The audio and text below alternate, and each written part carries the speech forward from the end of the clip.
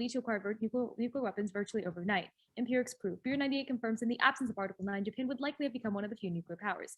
And it's uniquely likely now. Economist 22 warns Vladimir Putin's war has turbocharged Japanese internal discussions on nuclear deterrence. Even more, beyond granting Japan the constitutional certainty to proliferate, affirming would most likely mandate developing nuclear weapons. Mandelbaum 19 confirms the quickest, cheapest, and technologically most feasible way for Japan would be to acquire nuclear weapons. Devastatingly, a nuclear Japan would make miscalculation inevitable. Musav 17 writes, for MAD to work, the Soviet Union and the US require sufficient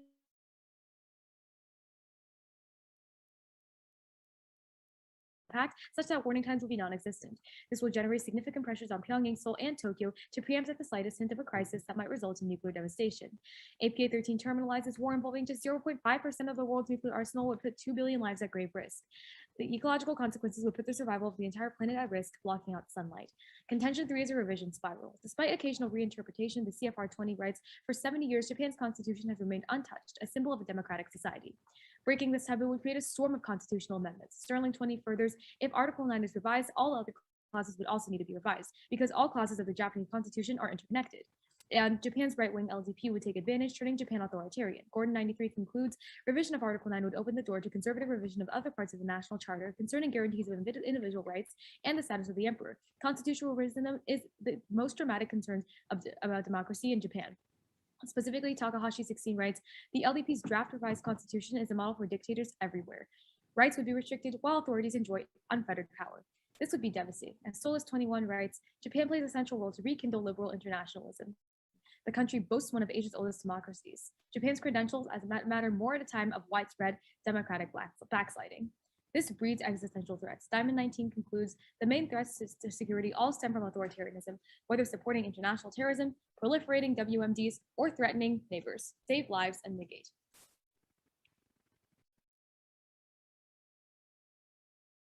Okay, cool.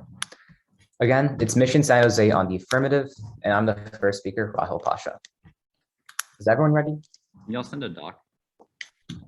I'll do that right now. Yeah, Sed's gonna do that.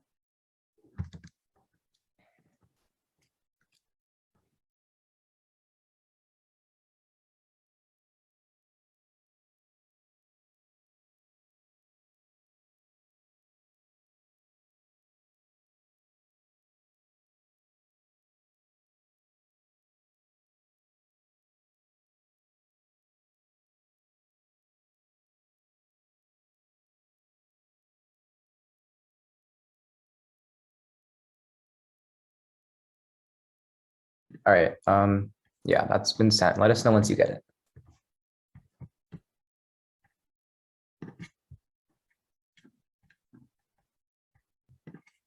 Okay.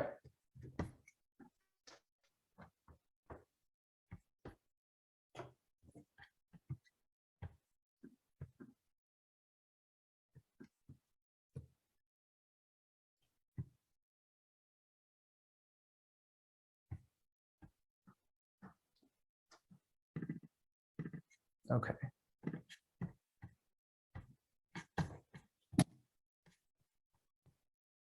Okay, we got it. We're good to go.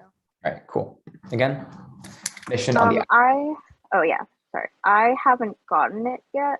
Just wanted to make sure, was it a reply all? Am I on the chain? Oh, I don't think. Sorry, Yeah, wait, I think you're not adding to the, like full. Okay, percent. just I'll forward do it that. on. Yeah, Are you forwarding it? wait.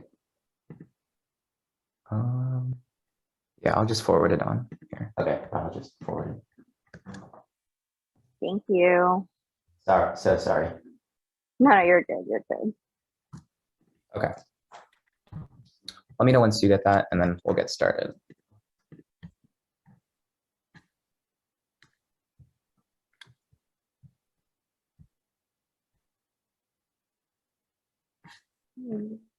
Next time, hit reply all to the college prep email because that has all of the judges on it. Oh, okay. All right, I got it. So I'm ready whenever. All right, cool.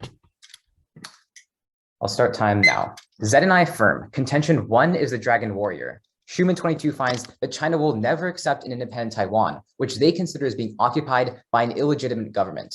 Even worse, Shunma explains that the Ukraine crisis has shown that the US won't fight for others, leading Frank22 to confirm that China has plans to invade Taiwan as soon as next fall. Because the US lacks credibility, Morano21 finds that strengthening Japanese capabilities is the best way to deter China.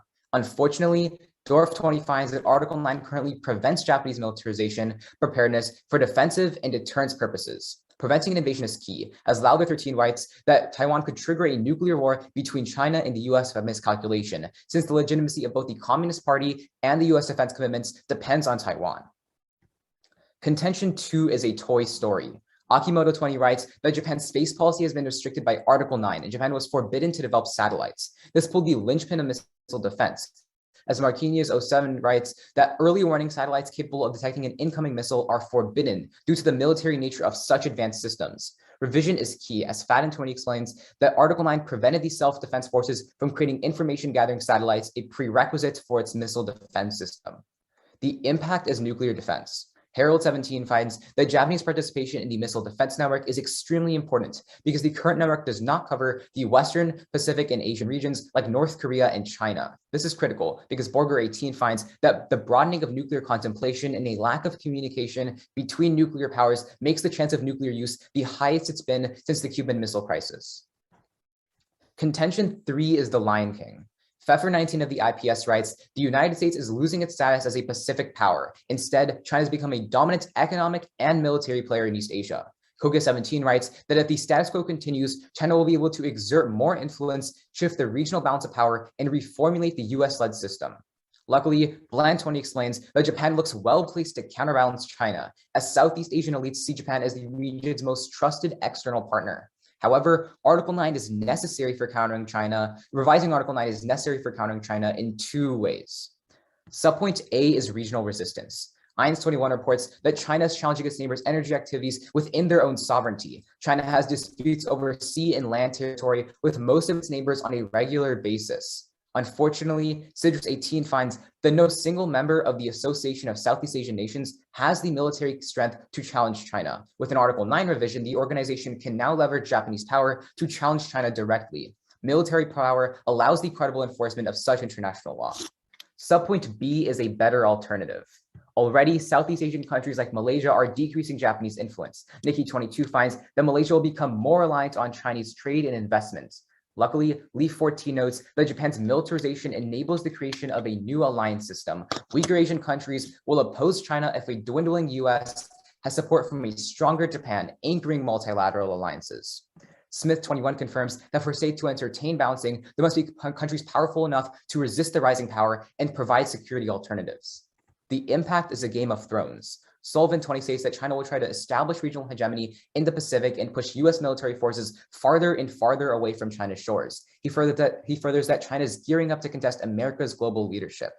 Allison 15 notes that war between the United States and China is more likely than not. When a rising power like China is threatening a ruling power like the US, crises that otherwise would be contained can initiate a cascade of reactions that escalate. As China is pursuing expansionist policies in Asia, Payne 16 writes that another war could cause over 100 million deaths.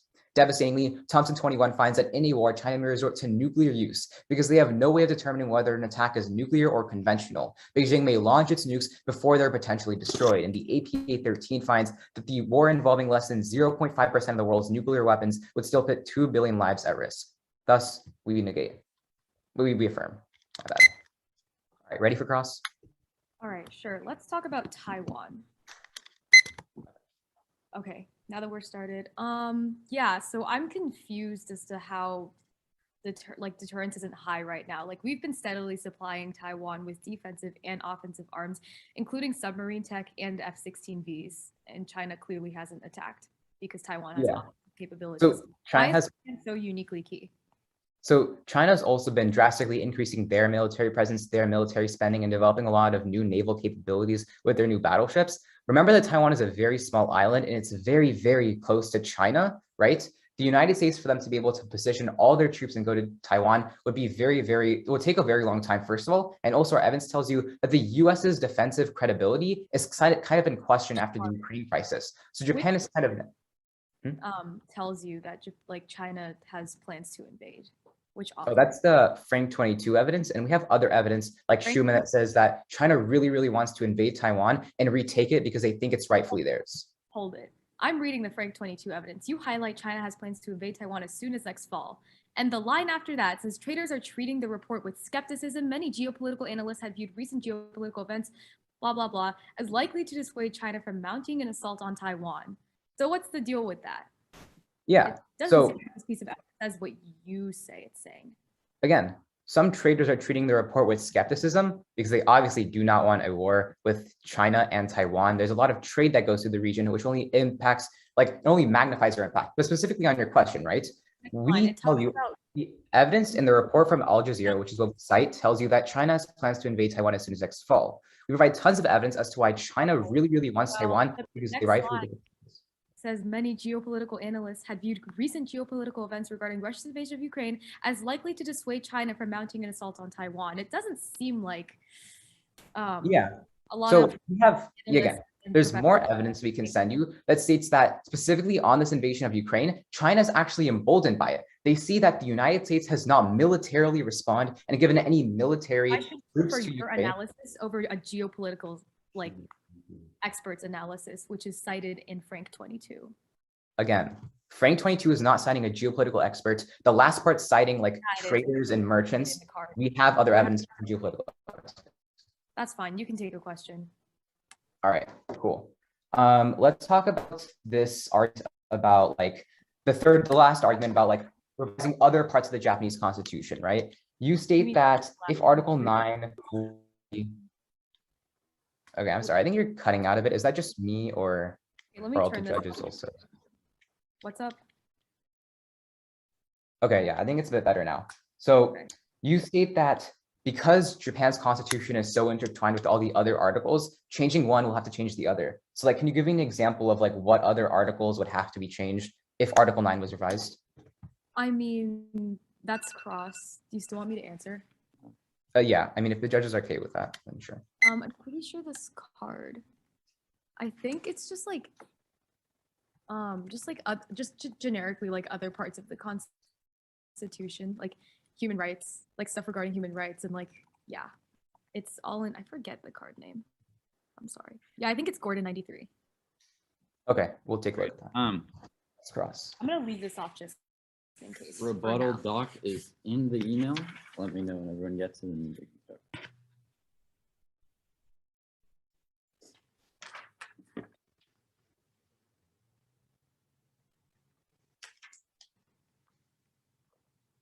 No, leave it off.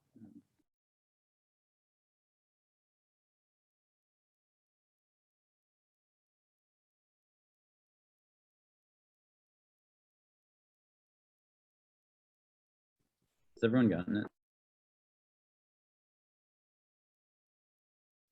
All judges. Yeah. Okay. On their first argument about Taiwan, it makes no sense. China won't invade Taiwan. Haas 19 explains that should Beijing initiate action against Taiwan, it would have to contend with the U.S., others entering the conflict, energy supply lines cut off, and status tarnished. Anything short of quick surrender by Taiwan would call into question the continued role of the CCP, and leaders examined the lessons of the Soviet invasion of Afghanistan and collapse of the USSR. But second, other actors, unlike Japan, can deter China. 3 warrants. First, the U.S. sells fighter jets and submarines to Taiwan. Second, the U.S., UK, India, Philippines, and Australia would all intervene if China invaded. And third is sea mines. Act 20 explains Taiwan is loading up on new mine-laying vessels to sink an invasion fleet and compel China to call off an invasion. But thirdly, there's no link. Oman 22 writes China would need 1.2 million soldiers, thousands of ships, and doing so would take weeks. China lacks the capacity. Further, landing sites are blocked by mountains. Defenders could wage a guerrilla war. Moreover, Taiwan lacks the infrastructure to support logistical needs. But on their Ukraine comparison, it's untrue. Lopez 22 explains because Russia's invasion has gone poorly, Chinese officials are cautious about Taiwan. Ukraine has shown resistance has been fiercer than expected. The West's sweeping sanctions suggest an invasion could result in economic pain for China, with the possibility of U.S. forces intervening. Their own frank evidence cites a tweet from Arabic Al Jazeera, and it says right after that Ukraine makes them less likely to invade, we post it. But on their impact, there's no link. The U.S. won't defend Taiwan. White 19 writes because the U.S.-China war would destroy the regional order, the U.S. won't come to the defense of Taiwan. And empirics prove because in Ukraine we literally aren't doing a no-fly zone. But go to their second argument about space. This Turn it. While Fatten 20 explains Japan isn't militarizing outer space to domestic legal constraints, TK 12 warns that if a revision gets approval from Parliament, Japan will develop state-of-the-art weapons to cause an arms race in outer space. And devastatingly, Gillard 18 concludes, should states begin testing weapons in outer space, debris could cloud the orbit and make positioning new satellites impossible and breed distress among nations resulting in war with nuclear weapons, which outweighs their case on magnitude because it causes conflicts around the entire world. But second, there's no link because there's alt causes to Japanese space success. Sato 20 explains, first, they need to establish and expand space in the JCF. It will be challenging to secure the necessary personnel. Japan's aging population have not been trained enough space experts. Second, government cannot expect a drastic increase in science and tech due to fiscal expenditures. But third, all their evidence is pre-creation of the U.S. Space Force. This solves their missile defense impact. As Stout 20 explains, the U.S. Space Force satellites have been used to detect dozens of missiles, giving Americans and their partners crucial warning. But fourth, their impact evidence is about Iran nuclearizing. Japan about developing space does absolutely nothing to do that. But on their last argument about hegemony, one, on the uniqueness, there's deterrence now. Harold 19 explains Japan's defense cooperation serves to raise the cost and dissuade China from thinking it can coerce. Second, impact defense. Fetwis 18 explains unipolarity has failed to bring peace. During the 90s, U.S. cut defense 25%. The world drew dramatically more peacefully. The only evidence regarding U.S. power and stability suggests that the two are unrelated.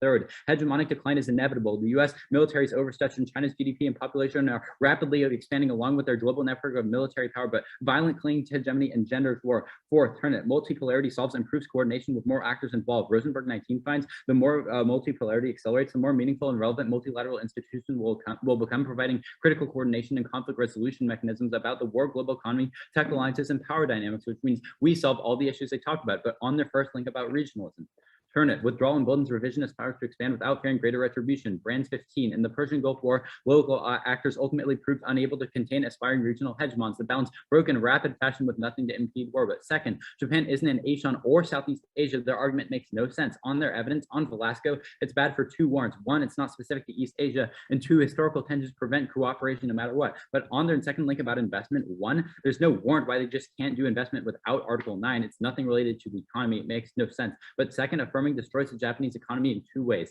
First is spending. Gunnar 14 explains Japan's militarization may only distract it further from devising sustainable socioeconomic reforms necessary to expand. Second is trade wars. Sachs 21 writes that China is Japan's largest trading partner and could retaliate by curtailing bilateral trade and attempting to interdict critical shipments of oil and gas to Japan, which turns their link because there's less economic cooperation and also independently collapses the economy, leading to more conflict and instability, the opposite of what they talked about. Thus, we negate.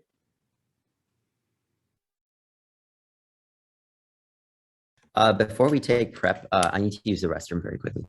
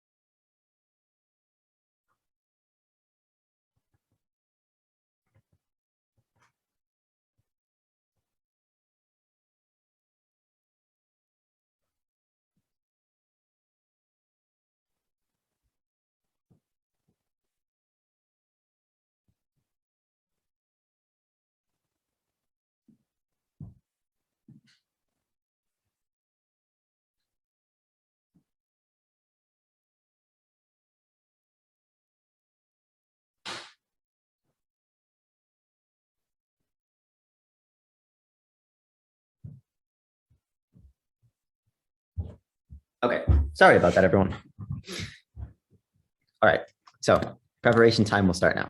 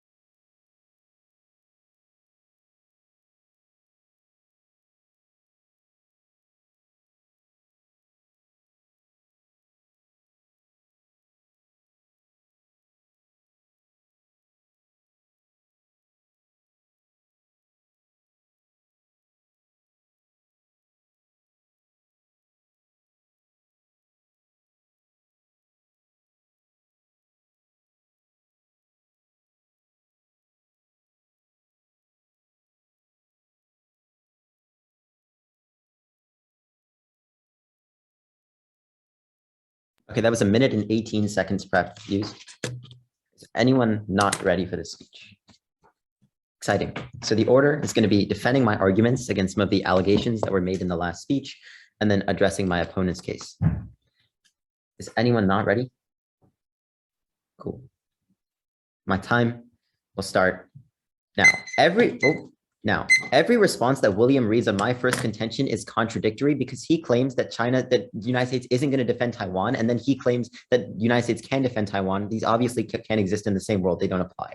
On my second contention, they say that the United States Space Force exists. But if that was the case, we should have already seen the space militarization that they talk about for their turn. Since we haven't seen that, these responses also take each other out. You shouldn't vote here. More specifically, on my third contention about the Lion King, this is where you're signing your ballot because none of their responses are actually persuasive. First, they say their Herald 19 evidence says that Japan's defense cooperation is working right now. But what our green evidence says, which 3 years later says that right now, China's expanded deeper than ever into the South China Sea and the region is becoming more militarized, which means Japan's defense cooperations clearly aren't working. But then they say that unipolarity is a bad system, and when the United States decreased its spending in 1991, that led to peace. In 1991, the Soviet Union collapsed. The reason why we saw peace was because the Soviet Union collapsed and the US won the hegemonic crisis they talk about, which means that this response actually flows to our side. They claim that multipolarity is good. I agree. Our argument is that Japan is key to projecting United States strength, which is key to ensuring this multipolar system. On our argument about regional resistance, none of their responses are specific to ASEAN, but more specifically, let's talk about my last argument about a better alternative. This is where you're signing your ballot. Both of their responses are about investment. This has nothing to do with what we tell you in case, so we don't mention the word investment once. We are talking about Japan being able to portend the creation of a new alliance system in East Asia. This has nothing to do with Japan's military spending. At that point, their turns about the economy don't really apply, but more specifically, I'd say that they really don't. For they probably want to cut it off, which means that the economic recession never happened. Also, for why economy more important than this alliance. Let's go to their case. Is not peaceful. CEDAW 21 explains that there is an incredibly high risk of war right now in the South China Sea. As you see, the tensions have never been higher. This is very important because it proves that the pacifism they talk about really isn't happening. But more specifically, the evidence that says East Asia is peaceful comes from 2014. It is 8 years old, and more recently, we've seen militarization on a scale that has never before been imagined. Their link evidence here says that a marginal reinterpretation of Article 9 should lead to a cascade of arms. But what you know for a fact is that when Japan has previously reinterpreted Article 9, it never led to this cascade, which means their link evidence is very deceptive. Then, on this impact scenario, there's really no internal link for why these wars are going to go nuclear. More specifically, you know that countries would probably just signal the cost of aggression to each other, which is why if any proliferation happens, they're probably never going to lead to war. On the C2 about proliferation, there are a litany of reasons why Japan would never develop nuclear weapons. Specifically, our evidence indicates that Japan has a 3-step plan in order to prevent nuclearization that is completely separate from Article 9, which means revision doesn't do anything. But more specifically, Japan is the only country which has ever had nuclear weapons used against it. Non-proliferation is at the core of its national identity. More specifically, they claim that it would be super easy for Japan to create and just develop weapons because it's quick and cheap. But they fail to realize the political cost of developing offensive weapons. If it's so true that it would lead to an arms race, and their entire case stands as a testament to this fact, why would Japan want to collapse the world order that it has worked to enforce? This makes absolutely no sense. If anything, they would just stop at developing conventional weapons because this is more than enough to project offensive strength. Lastly, their argument about mutually assured destruction leading to preemptive attacks doesn't make any sense. Mutually assured destruction directly means that there'll never be an attack. On this last argument about a constitutional spiral, logically, this flows aft, primarily because if Article 9 is a politically unpopular policy and you pass it, that means that the ruling nationalists in charge are going to get ousted. That's important because it decreases nationalism in the future and solves the issues that they talk about. More specifically, remember that policy is a spectrum. If we compromise on Article 9 now, that means that in the future we can compromise on other issues, which means this never leads to a revision cascade. Also, their argument is incredibly unspecific. You don't know what aspects of the Constitution are going to be revised, which are somehow going to lead to this cascade of like collapse of human rights. Also, if the Constitution hasn't been revised in 70 years, that doesn't sound like a very democratic system. It sounds a lot like authoritarianism to me. For those reasons, I've never been proud of before. Thank you for your time.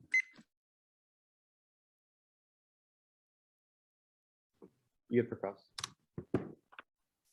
Yep. Want the first question? Yeah. And Okay. in case you cut out or anything, I'll just let you know if I can't hear because I know that was in a little bit. Yeah, you were cutting out for our for like part of the middle. Yeah, on our C1. Can you repeat your last response on our C1, the one before the like arms races don't go nuclear. Oh, is this in cross or? Oh, your speed. Yeah. All right, we'll start time now then. Yeah, just to clarify, that response says that let me get the exact name of the evidence for you that I was responding to. I don't need the evidence to say like the. Okay, yeah. The response basically just says that your evidence says that any reinterpretation of Article 9 should have led to a proliferation cascade. Japan has reinterpreted in the past. This never happened. Okay, That pacifism wasn't upended because of this. You mind if I grab a question? Yeah. Okay. So basically, like, you claim that Japan has one of the oldest democracies in like East Asia, right? Yeah, the oldest democracy. So like up until about like 80 years ago, Japan had like a total empire, right? Yeah, they like invaded all of Southeast Asia. So like my question is, in relation to the authoritarianism we've seen in the past, what would an affirmative world look like if you're arguing? That was 80 years ago. Like that's obviously not comparable to what's going to happen. So the authoritarianism that would exist is orders of magnitude less severe than we've seen in the past. Doesn't mean it's still not bad. Like just because Japan isn't going to invade all of Southeast Asia doesn't mean it's good if they like oppress. I'm not saying it's good. I would like to clarify. I know that that is a terrible thing, but I'm also saying that comparatively, in relation to the things we've seen in the past, like it wouldn't be as bad as like some of the atrocities. Doesn't make sense, right? That's like saying one war isn't bad because like a bigger war has happened in the past, right? You should still try to prevent. William, you're misconstruing what I'm saying. I'm not saying that war isn't bad. War and authoritarianism in general is a bad thing, but I'm saying comparatively, the authoritarianism that we would see in Japan under an affirmative world, if your link is true, is better than previous authoritarianism we've seen coming out of Japan. That's right? Like just, yeah, you can take a question. Okay, cool. So let's talk about like, what aspects of Japan's constitution prevent proliferation? It's an offensive weapon that bans it. One, there's an offensive weapon which bans it. Two, there's a tremendous political and militaristic stigma around building nuclear weapons because of Article 9. Those are the two main ones. Wait, very quickly. There's a militaristic stigma around revising Article 9 to develop nukes. My question to you is, actually, first of all, let's focus on the first one. Like, why are nuclear weapons offensive? Like, that doesn't make any sense to me, right? Like, who does Japan want to first strike? Like you said that nuclear weapons, like you use them to destroy and completely decimate another country. How is that not mutually assured destruction, right? Like the purpose why countries make nukes is to achieve systems of mutually assured destruction, where if they are attacked, they have the capability to decimate the adversary. When the US developed nukes during World War II, they made it with the exact purpose of totally destroying Japan so that they would surrender. The reason why that comparison doesn't hold is because the United States was the first ever country to make nukes. Your analysis would probably apply a little bit more. We'll take prep. One sec. Let's change All right, starting. Wait, hang on. Hang on. We need to hold your horses. Okay, running prep now.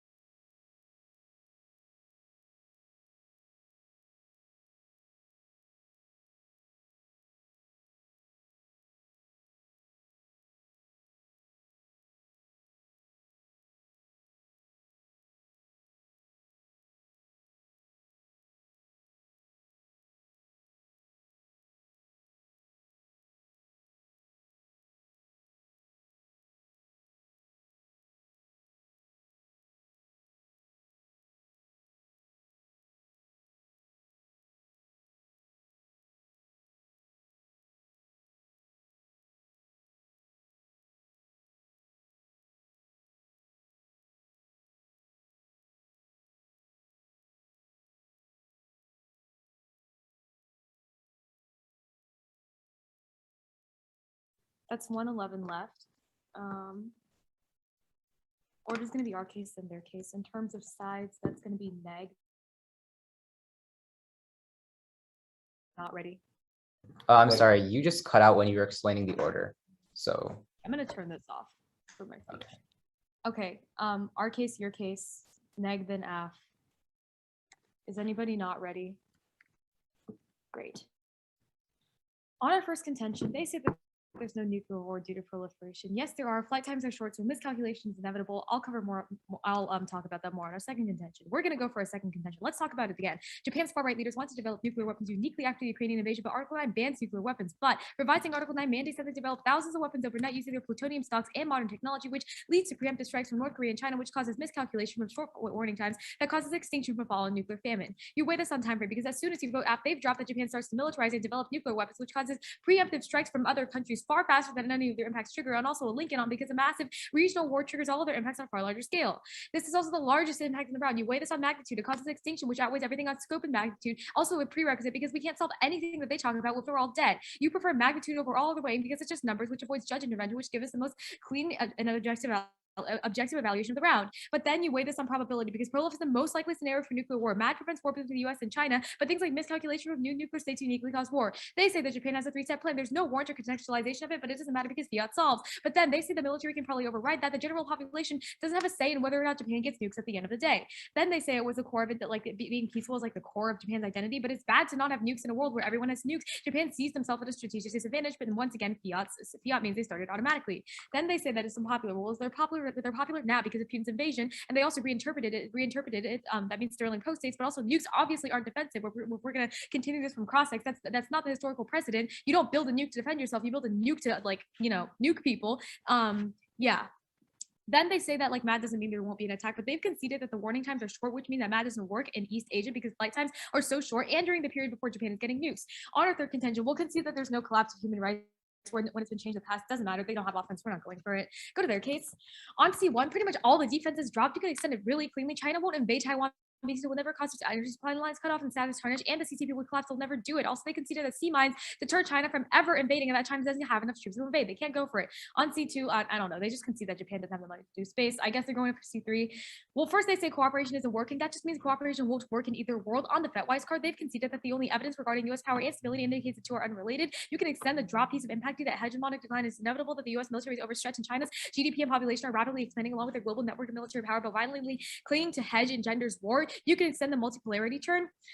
We tell you that the more multipolarity accelerates, the more meaningful, relevant multilateral institutions becomes, which gives us critical coordination and conflict resolution mechanisms about war, the global economy, tech alliances, and power dynamics, which means we solve the root cause and have a larger scope of solvency than they do.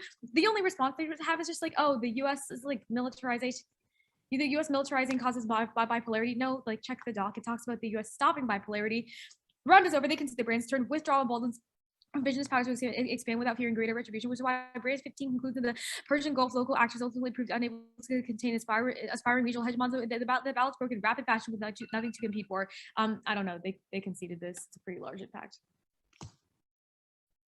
all right, so I don't think I catched the second response on our argument. Wait, just so I know I got everything down. How many responses were there on our case? Five? Yeah. I got 4 down. Do you know what the second one was? At least they've conceded that the only evidence regarding U.S. power instability suggests the two are unrelated.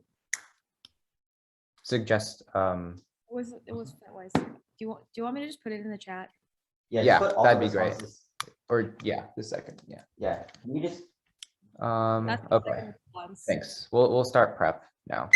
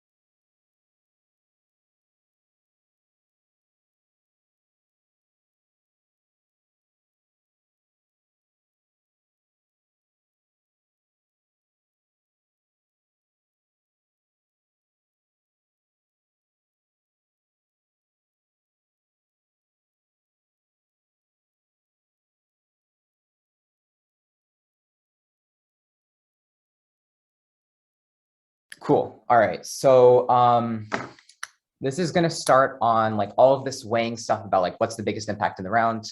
Move on to our third argument about the Lion King, and then respond to their case. Everyone ready? And again, this is the affirmative summary. All right, cool. Both teams in this round agree that nuclear war, which may lead to extinction, is the biggest argument in the round. So let's see who actually leads to the best link into this conflict. You prefer ours for a couple of reasons. One, remember, we're talking about a great power war and hegemonic transitions between the US and China. This is clearly warranted in our case, has been extended through. This is the most likely scenario of a nuclear war, because when these two hegemons see that the other might overtake them, that's the greatest chance of escalations leading to nuclear conflict, because again, China does not have the best communication systems with the United States. This is so much better than their case, which is just about like nuclear preemptive strikes, because no one is going to preemptively attack Japan if the US hegemony and US credibility in the region is there, because the US would second strike them, deterring them in the first place. If we win our case, that means we immediately take out theirs. The second reason is because US hegemony is also critical to maintaining allies in other parts of the world. Remember, if our alliances are destroyed in East Asia, like what's going to happen in the near future, if we don't actually help our credibility, then countries around the world, like in Europe and the Middle East and other hotspots, will also start creating nuclear weapons, not just in Asia, which leads to a lot more conflict. But secondly, on time frame, yes, their argument and their impact happens immediately, which is why you prefer ours, because ours is about a large hegemonic transition of power, which can take decades and several proxy conflicts in several worlds that destabilize the region for years and decades at a time, rather than just one conflict. At that point, if we win our third contention about the Lion King, we've won the round. So let's explain the narrative. It's very, very clear. The US is losing its status as a Pacific power, and China is taking control. All our evidence from Olson and from 2022 and previous trends show that Japan and the US alliance is right now deteriorating, and China is using this opportunity to increase their support. If we do nothing now, then China's expansionism will provoke and escalate conflicts that potentially go nuclear and again threaten extinction.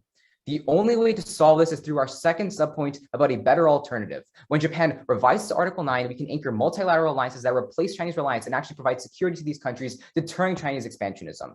They give you 5 responses that are very incoherent, very fast. We have the clearest narrative in the round. Let's go through all the responses. Most of them actually agree with our case. Remember, they first tell you that cooperation is not working right now, which is why we need Japan to anchor the US's cooperation with all these other countries. They also state that if the US is overstretched right now, this is not going to solve. It does solve, because when Japan actually militarizes and cause Article 9 to be revised, and they do have the military power to anchor the US alliance. Finally, they say that if the US withdraws, then like this is really, really bad, which is why, again, we need to affirm to prevent the US credibility from waning, because again, multipolarity is good. That's what Japan allows for by creating these multilateral alliances with all these other countries and allowing the US to take control and remain as a hegemon. Let's go to their argument about proliferation. There's a lot of big problems here. Remember, one, Article 9 is not the linchpin of stopping proliferation. There's always a 3-step process in place to prevent proliferation from happening, regardless of revising Article 9. They have laws that specifically prevent proliferation and nuclear conflict. Secondly, remember that non-proliferation is a key part of their national identity. The people will definitely not support the politicians that actually go for proliferation, and they'll be voted out. At that point, it's very clear you're voting for the F. All right. You ready for grand? Yep. Okay, I can take one. Sure. Okay, how long will it take China to go to war with the US? Like, when is this going to happen? Like we say in the near future, we have some time frame evidence that says in the coming years, like from evidence from 2022, and China expanding deeper than ever as of this year. A few years, right? Yeah. Okay. How long? Yeah, kind of like a tangential related question. How long is this like hegemonic transition period thingy gonna last? I mean, I can't quantify that. I don't know if any experts have quantified that. It's definitely going to last for several decades. The Cold War lasted for 4 decades, like 40 years or so, like something similar to that. When does the terminal impact part of that happen? After those decades?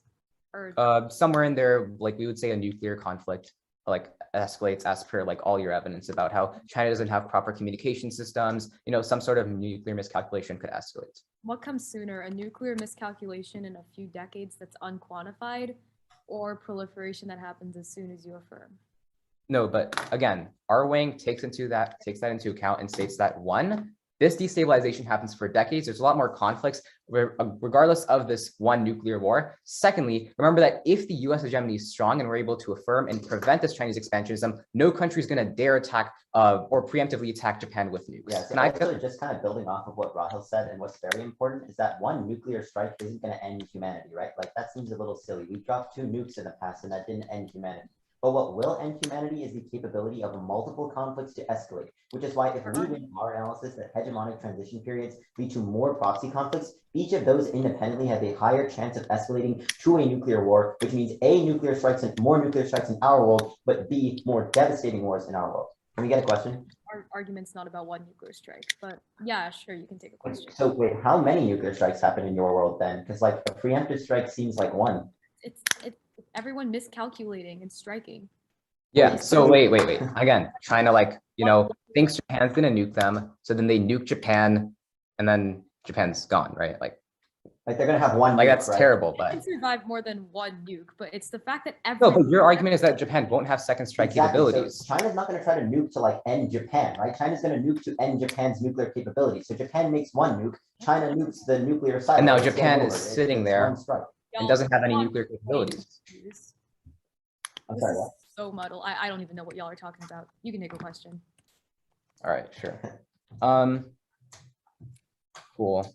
So a lot of your responses on our case are okay. Are there any responses on our case that don't like agree with our link in some form? Like, What do you mean? Yeah, we read defense on your argument. Yeah, we read impact D, one of which you just dropped. which is You'll see in final. We have 4 seconds. Yeah. Yeah, so how much rep do you have? 111. I Okay, think. we'll take that. Give me 1 sec. Okay, running prep.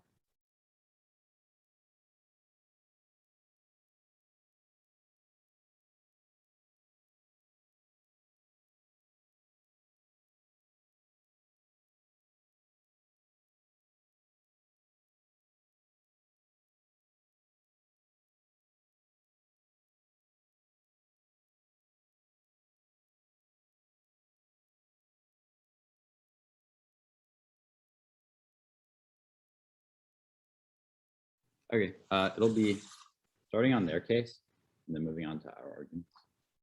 Is everyone ready? Perfect. They aren't winning their case at all. Extend the dropped impact defense from rebuttal, which is that third response. Hegemonic decline is inevitable. They've conceded the US military is overstretched and China's GDP and population are rapidly expanding. These are inevitable factors that they cannot solve for. This was dropped. They are not winning their case. They've also conceded the turn in their last speech. Bilateralism is better because it provides critical coordination and conflict resolution mechanisms about war, meaning that we went under their argument. But also, most importantly, the Brand's turn is 100% conceded. In second rebuttal and summary, the round is over. Extend that withdrawal emboldens revisionist powers to expand without fearing retribution, which is why they've conceded the empirics from our Brand's evidence that remilitarization caused war in the Persian Gulf. This turn was dropped and there's dropped defense on their argument. You can't vote there. On the way, my opponents have conceded the link in that a regional war destroys all cooperation, draws allies to China, and kills all diplomacy. So whichever conflict triggers first triggers the other, and we win the round. They say that their time frame comes first, but they give zero warranting. It takes years for China to overtake the US, and Keyes himself conceded and Cross that it take years for this to happen. You have no idea when it's going to happen. Meanwhile, they've conceded that the perception of nuclearization and the actual nuclearization itself triggers immediately. At that point, you are forced to resolve our case first, even if you don't want to buy any of the drop defense on their case. They extend that no one will preemptively strike Japan, but this is untrue. A, if this were true, then literally no conflicts would ever happen. B, this is new in second summary. And C, if North Korea feels threatened, they'll obviously strike. Fear outweighs. Then on our case, they extend there's a 3-part rule through Inc. Number 1, there's no contextualization of this. It doesn't matter because they concede affirming fiat nukes. Second, Japan can probably just, the military can just override it because the population doesn't have a say. Then they also extend that it's unpopular. 1, it's popular now because of Putin's invasion. Second, they reinterpret it. And third, they've conceded that, fiat triggers it and the perception and still triggers. At that point, extend the argument that Japan's power leaders want to develop nuclear weapons, but Article 9 bans it. But revising Article 9 means that they develop nuclear weapons, which they've conceded due to short flight times leads to preemptive strikes from North Korea and China, which links into conflict causing nuclear extinction, which both teams agree is most important. Our Lincoln triggers first. There's 2 drop turns on their case, defense on their case, and we're winning everything on the flow. You vote neg. All right. So I don't think we had any prep left, but the order of this speech is going to start on our case, the weighing, and their case. Is anyone not ready? Cool. Okay, time starts now. They extend a bunch of responses, but they're through ink in their own words because they don't interact with Rahil's front lines, which are truly quite simplistic and understandable. What Rahil tells you is that every one of their responses in some capacity agrees with our arguments. First, they say hegemonic decline is inevitable because China's getting old, or the United States is getting old. But the problem with this argument, like Rahil told you in your speech, is that yes, we need Japan to anchor the US hegemony. So even if we're getting old, Japan is good because it makes us more, like, I guess, younger, you would say. But then second, they say bilateralism is better. Our argument agrees with this, but Japan is key to bilateralism in the region because they can portend the creation of a new US alliance system as per our link, which they have conceded. But then third, they say that withdrawal emboldens powers in the region. Our argument takes this into account, but it also is a reason to vote for us. This Brand's turn, which they think ends the round, really doesn't, because the only scenario where the US withdraws from the region is the status quo where US hegemony is waning. They have conceded this analysis. At that point, we can extend our link pretty cleanly. Right now, United States power in the region is waning as per the Green 22 evidence. That's very important because when powers like China perceive that the United States power is waning, they're going to become more expansionist, which is going to increase the likelihood of regional wars that they talk about in the first place, which causes their impact scenario and also short circuits their Lincoln. But what's very important is that if we allow Japan to revise Article 9, it can anchor and portend the creation of a new alliance system in East Asia, allowing us to push back Chinese expansionism, preventing hegemonic transition, and preventing this extinction impact. What ends the round is the fact that they have conceded that US hegemony is basically the largest proximate cause of preventing arms races. Insofar as if the US security umbrella is strong as per our analysis, that means that any preemptive strike would be retaliated by a United States strike. So no country would first strike in the first place, which means that if you are going to evaluate their argument about a preemptive strike, you look to our case first, don't buy any of Williams' new analysis. Go to their case. What they have conceded is that there is a three-step plan. They say it's not contextualized. Our argument is that this three-step plan exists independent of Article 9. So even if you revise Article 9, you still don't get to fiat the creation of nuclear weapons. At that point, they were losing defense. In their case, they're losing the weighing. It's a very clear ballot for the pro. Thank you for your time. Great round, y'all. That was fun. Great round. Thank you for judging. First, congratulations to everyone. It's an incredible achievement on all of your parts. The ultimate decision is a 3-0 for the AF. I can start with my reasoning. I did think it was very close. It was a very interesting round. It kind of, I mean, both sides are accepting multilateralism. Good. Granted, there's a little confusion about this, and I really wish you guys better understood multilateralism, unilateralism, and bilateralism, or polarity, however you want to phrase it. There's like sometimes bipolarity was used for multipolarity. Frankly, I think unipolarity is the best. But like, you know, in the end, we just accept multipolarity is good. Kind of a question of who links in the best and who's able to access this nuclear war impact. It's a tough decision. There's good winning on both sides. So when it comes down to it, I just had trouble. I think there was not enough risk of offense on the neg side. There's this 3-point plan response is not sufficiently responded to. I don't think that fiat can solve, you know, maybe that's just my personal opinion, but if there's another restriction, then I don't think fiat is enough. And that would take out your whole argument theoretically, but, you know, I'll still give you some risk of offense. The other kind of challenge for me is even if Japan does nuclearize, I want more time to be spent on the ground explaining why Japan nuclearizing is going to lead to nuclear war. That link, I mean, I guess it's there, it's kind of conceded in a sense, but I would like more explanation and story and time spent on that so that it can be ingrained in my mind. And then after those, give some like good logical responses. Say like, if it's guaranteed the US would defend Japan, then why would China attack? You know, I'm not completely convinced that there's a preemptive strike, although I guess defense, there could be more defense there too.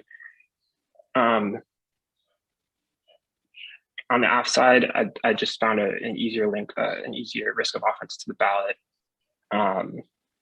Really good job convincing me that China is currently being expansionist, having recently dated evidence about that. I buy the scenario where China is currently expanding and there's a risk that the US has to withdraw on the status quo. There is this hegemonic decline inevitable argument that's not responded to. I would have liked some response to that, but in giving that argument, I'd like to hear more analysis of why this means that it takes out their whole case or whatever the analysis is. I mean, I guess maybe I should make that in my mind, but the way it was presented wasn't enough for me to feel that it takes out the whole case. And And then there's this like weighing of time, like you guys each use a different aspect of time frame. One of you is going for the prerequisite argument. One of you is going for the long-term argument. They're both kind of solid arguments. I see how you can use a prerequisite argument to say, well, this takes out their whole case. But to me, the risk of offense in getting to winning that impact wasn't enough for me to vote on it. I can go next. This was a really good round. You should be proud of yourselves, especially for making it, like this far in a TOC. This really was a good and nuanced round. But ultimately, here's why I voted F. I think that the neg offense is premised on a simple link of perception of nuclearization triggering prolif in the region, and then eventually a nuclear war. I think that there's key responses coming out of Rebuttal that are cleanly extended through the entire back half of the round and just not engaged with. So first, that independent of Article 9, there's a 3-step no nuclearization plan. So Japan would just probably stop at conventional weapons, and that the US doesn't plot, and that also the US doesn't plot the region, so that second strike capabilities from the US deter conflict. I think that while the neg had really interesting responses, I think that fiat is insufficient because the fiat is to amend Article 9. The fiat is not to amend Article 9 necessarily to nuclearize, so I think there need to be more warranting there. And I think that the other part of this is you're winning that US hedge decline is inevitable. That's fine, but I don't think that is implicated to tell me that means that US completely leaves the region, right? So even though obviously its influence and its ability to deter is probably not as strong as per your evidence, I'm just kind of guessing that there are still second strike capabilities. You kind of let AF get away with this. I'll believe it, I guess. So I think that the back half of the neg speeches in general needed to implicate a lot of the defense more and tell me why that means. For example, the US pulls out of the region entirely. I think that without any additional nuance, I'm left to believe the AF's narrative and that there's too much defense onto the neg offense. I think that honestly, this was a very close round, but the big thing for me was I think that the neg final focus was very, very line by line and a little bit too blippy for me. I think that there needed to be a little bit more of just a centered look. There's lots of moving parts to this debate. We agree on a lot of things, but here's a nuance. Here's what happens in our world, and proper link extensions instead of just kind of extending pieces of like defense and offense, and then to kind of take out their argument without fully building yours up first, and then weighing it. I think, but I guess weighing wasn't a huge part of this round because I guess we could all agree nuclear war is very, very bad. But yeah, that's my RV. Hello, folks. Basa here. Yeah, I voted F. I mean, like the other judges said, primarily on the 2 points which F kind of were able to hold on to their contentions on the China supremacy around the region, and also a need for kind of a US-Japan, which would kind of level set the regional support, a stronger alliance there in terms with revised Article 9.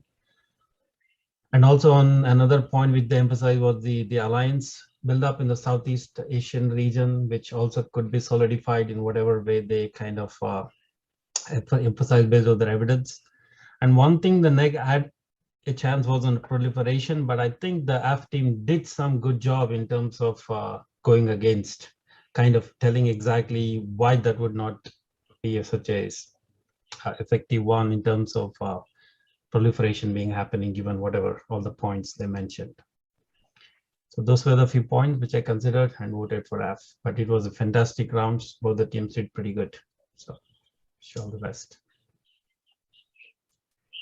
Thank you for judging. Great round, college prep. Thank you Yeah, for great judging. round. Best Thanks of for luck. judging, and good luck in All semis. right. Thank you all Have for a good your one. time. Bye, y'all. Bye.